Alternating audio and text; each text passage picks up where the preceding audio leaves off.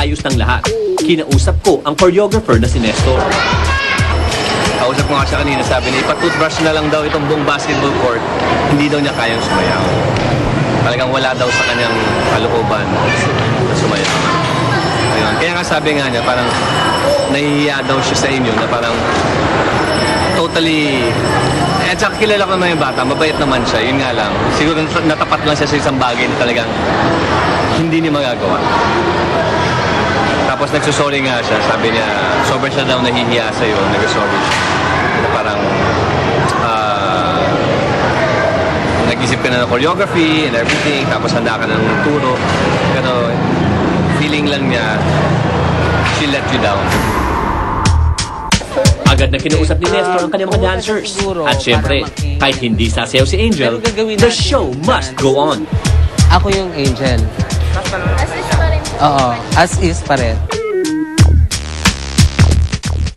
Nagpatuloy sila sa pagre-rehearse ng sayaw, kahit wala ang ating anghel.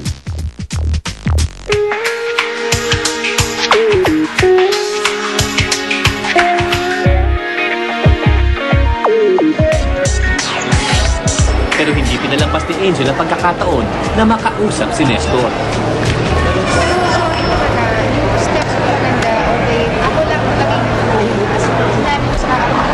Okay lang yun. Ganun talaga. Kahit ako, paarte mo agad, hindi ko kayang mahal. Basta sorry na lang, okay? Kuya, wala kayong problema. Sa akin yung problema. Sorry talaga. Wala akong, hindi ko care, wala akong talent na kagaya nyo. Sinabi ko. So, nahiya talaga ako sa kanya.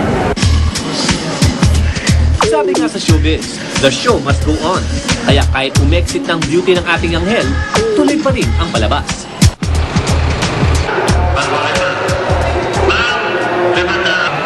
Dito sa isang mataong lugar sa Cavite, magaganap ang susunod na challenge para kay Angel. Dahil hindi siya pumayag sumayaw kanina, magsisilbi lamang siya bilang isang announcer ng intermission number ng isa sa kinagigiliwan ng mga Pilipino. Mga kababayan, tayo nang maghanda dahil ang anghel narito na at bababa. Lipad, Angel!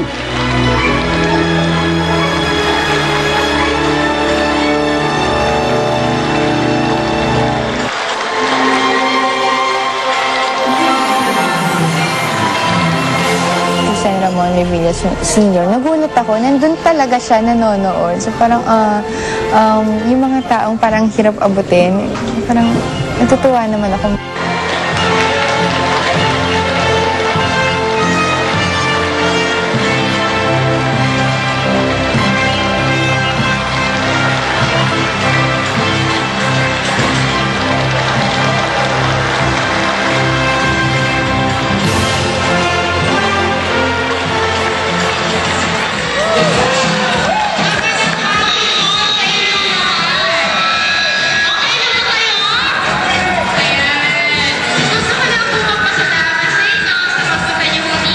Okay, mga kabitenyo.